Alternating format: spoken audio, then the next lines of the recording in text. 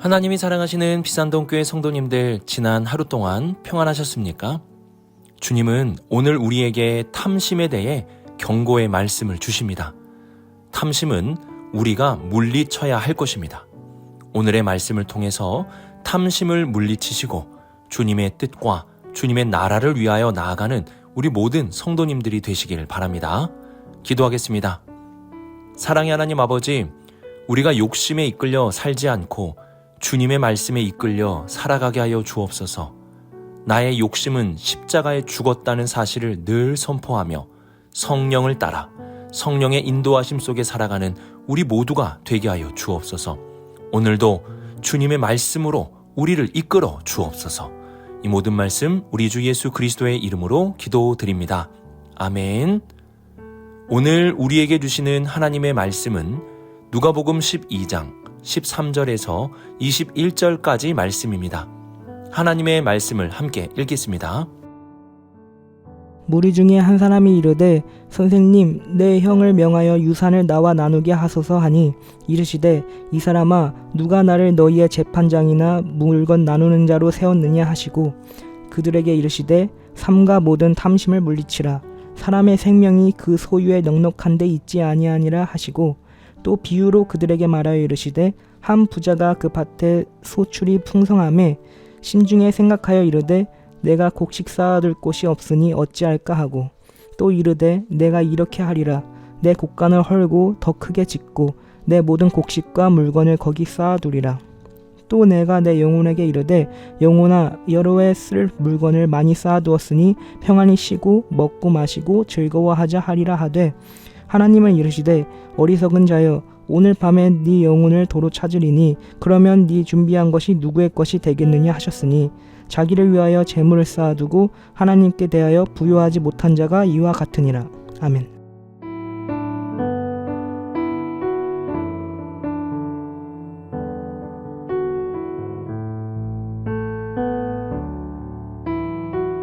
(13절을) 보시면 무리 중에 한 사람이 예수님께 선생님, 내 형을 명하여 유산을 나와 나누게 하소서라고 부탁을 합니다.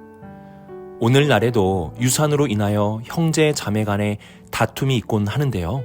당시에도 부모님의 유산을 놓고 이런저런 갈등이 있었던 것으로 보입니다. 오늘 말씀에서 예수님께 질문을 한 동생은 예수님을 선생님이라고 부르며 이 문제에 대한 해결책을 가지고 있는 지혜로운 분임을 인정하며 말하고 있습니다. 하지만 예수님은 14절에서 누가 나를 너희의 재판장이나 물건을 나누는 자로 세웠느냐라고 물으십니다. 동생은 이 문제를 올바르게 해결하고자 하는데 관심이 있었던 것이 아니었습니다. 당시 법률에 따라서 정의롭게 유산을 나누려는 것이 아닙니다. 동생은 예수님을 자신의 재판장으로 세우고자 하였습니다. 즉, 자신에게 보다 더 많은 유산을 받을 수 있도록 예수님께 요청을 한 것입니다. 그래서 예수님은 누가 나를 너희의 재판장으로 세웠느냐고 물으신 것입니다. 예수님은 공정한 재판관이시자 하나님의 재판관이십니다. 누군가에게 유익을 더 주기 위하여 판결을 하시는 분이 아니십니다. 이 동생은 예수님께 공정한 판결을 원한 것이 아니고 예수님을 자신의 재판관으로 세워 유산을 보다 더 많이 받고자 예수님께 도움을 요청한 것입니다. 그리고 예수님은 14절에서 누가 나를 물건 나누는 자로 세웠느냐고도 물으셨습니다. 십자가의 길을 걸어가시는 예수님의 관심사는 바로 우리의 생명입니다. 예수님은 십자가에서 우리를 위한 생명이 풍성하게 나오게 됨을 아셨습니다. 하지만 많은 이들은 오늘 말씀의 동생과 같이 더 많은 재물을 통해 생명을 얻을 수 있을 것이라 생각했습니다. 소유가 더 많아야 생명도 더 많아질 것이라 여긴 것입니다. 하지만 예수님은 이러한 물건을 나누는 것으로, 즉 더 많은 소유를 가졌다고 해서 생명을 얻는 것이 아님을 말씀해 주십니다. 지금 동생은 굉장히 왜곡된 생각을 가지고 있다는 것을 알 수 있는데요.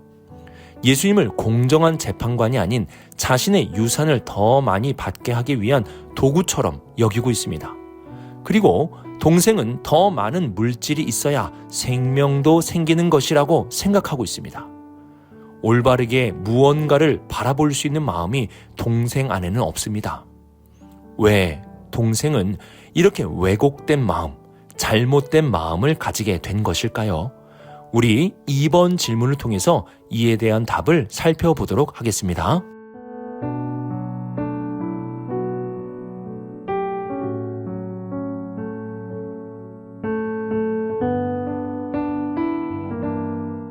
예수님은 그 동생의 마음에 있는 본질을 정확하게 파악하시고 말씀하셨습니다.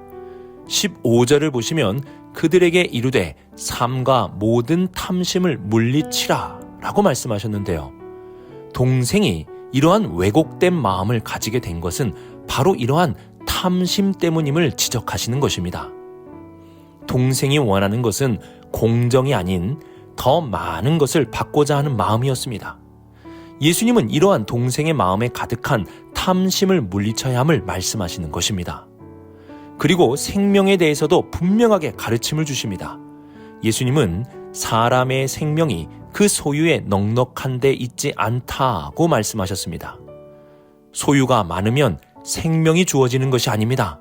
이는 동생이 가지고 있었던 큰 착각이었습니다.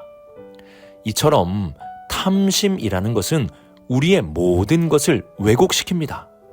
탐심을 가진 사람에게는 공정이란 존재하지 않습니다. 또한 탐심은 진정한 생명의 길을 왜곡시킵니다. 그 많은 소유가 있어야지만 생명이 있을 것이라고 착각하게 만듭니다. 그래서 바울은 탐심은 우상 숭배니라고 말씀하였습니다. 우상은 하나님을 왜곡시키는 것입니다. 하나님에 대해 올바르게 보지 못하게 하는 것이 바로 우상입니다. 이러한 우상과 같은 것이 바로 탐심입니다. 우리 안에 탐심이 들어가게 되면 올바르게 판단할 수도 없고 올바르게 볼 수도 없게 되는 것입니다. 우리는 이러한 탐심을 물리쳐야 합니다. 그러면 어떻게 탐심을 물리칠 수 있습니까? 수행을 해야 합니까? 아니면 무소유와 같이 청빈의 삶을 위해 산으로 골짜기로 들어가야 하는 것입니까? 내가 산으로 간다고 하여 탐심이 사라지는 것이 아닙니다. 내가 탐심을 가지고 있다면 내가 가는 곳이 어디든 탐심은 따라다니게 되어 있습니다. 이러한 우리의 한계 속에서 바울은 갈라디아서 5장 24절에서 너무나 중요한 가르침을 우리에게 주고 있습니다. 우리 함께 갈라디아서 말씀을 읽어보겠습니다. 그리스도 예수의 사람들은 육체와 함께 그 정욕과 탐심을 십자가에 못 박았느니라. 바울은 예수님의 사람들, 즉 우리와 같은 성도들의 정체성을 분명하게 말씀합니다. 우리는 탐심을 십자가에 못 박은 자들입니다. 못 박을 자가 아니라 이미 못 박은 자입니다. 그러므로 예수님 안에 있는 사람들의 탐심은 죽은 것입니다. 그런데 왜 우리 안에 탐심이 계속 생겨나는 것일까요? 그 이유는 내가 죽었다는 사실을 믿지 못하고 살고 있기 때문입니다. 바울은 예수 그리스도 안에 있는 자들의 탐심은 죽었다고 분명하게 선언하였습니다. 그리고 이어서 이렇게 말씀하였습니다. 만일 우리가 성령으로 살면 또한 성령으로 행할지니. 예수 그리스도 안에 있는 자들은 탐심에 이끌려 사는 것이 아니라 탐심은 죽었고 성령으로 살고 성령으로 이끌려 살아가는 자들입니다. 예수 그리스도 안에 있는 내가 어떠한 존재가 되었는지를 믿지 못하고 확신하지 못한다면 우리는 평생 탐심에 이끌려 살아갈 수밖에 없습니다. 우리는 십자가를 바라보며 탐심에 묶인 나는 죽었다는 사실을 늘 확인하고 확증해야 합니다. 그리고 그리스도와 함께 성령으로 새롭게 살고 있는 나를 바라보며 성령에 이끌려 하루하루를 살아갈 수 있어야 합니다. 탐심에 끌려 다니지 마십시오. 성령에 끌려 살아가야 합니다. 오늘도 성령님은 우리를 탐심이 아닌 예수 그리스도 안에 새롭게 살게 된 존재로 살아가도록 우리를 인도해 주십니다. 성령님의 인도하심을 구하시고 성령을 따라 살아간다면 우리는 탐심을 물리치며 살 수 있게 될 것입니다.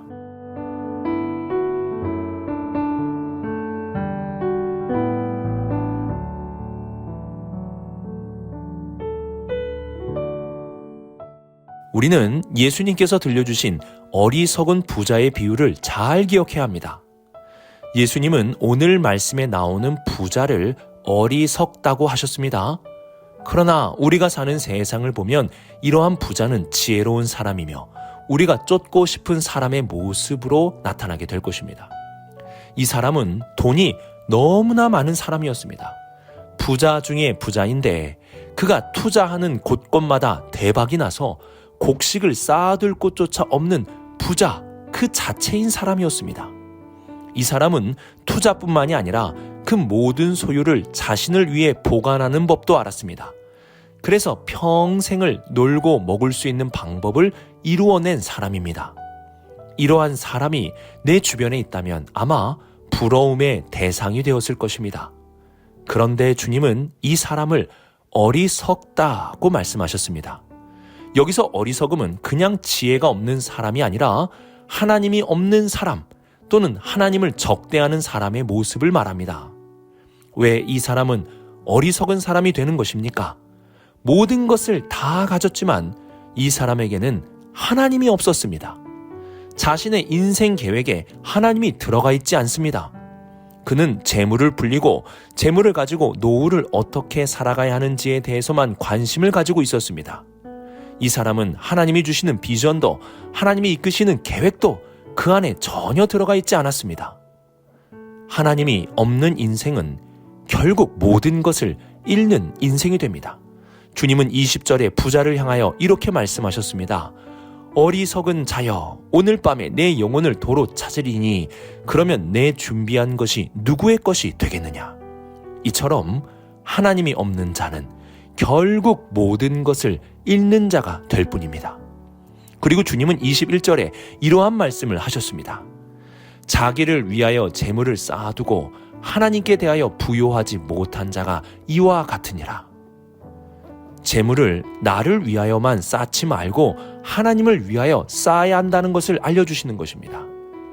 그러면 하나님을 위하여 쌓는 것은 무엇일까요? 오늘 말씀에서 하나님을 위하여 쌓는다는 것은 다른 사람에게 나의 것을 나누어 주는 삶을 의미합니다.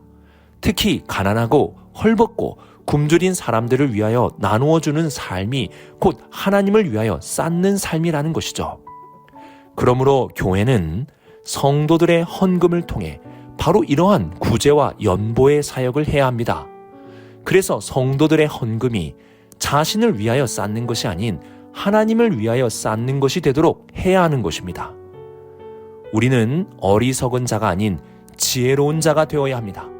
그러면 진정으로 지혜로운 자는 어떠한 자입니까? 나의 삶의 계획 안에 하나님의 뜻과 하나님의 비전이 가득한 사람입니다. 탐심에 사로잡히지 않는 자로 자신의 것을 하나님의 영광을 위하여 나눌 줄 아는 사람입니다. 우리 성도님들 어리석은 자가 되지 마시고 진정으로 지혜로운 하나님의 사람이 될 수 있기를 주님의 이름으로 축복합니다. 오늘의 말씀을 묵상하며 탐심에 대해 주의할 수 있기를 바랍니다. 탐심은 모든 것을 왜곡시킵니다. 심지어 생명의 길에도 왜곡이 생깁니다. 돈이 많아야 생명이 생긴다고 여기게 만듭니다. 우리는 예수 그리스도 안에서 탐심을 못 박았다는 사실, 그리고 성령에 따라 살아가는 사람이라는 정체성을 잊어버리면 안 됩니다. 날마다 십자가에서 이 사실을 고백하며 믿음으로 살아가야 합니다.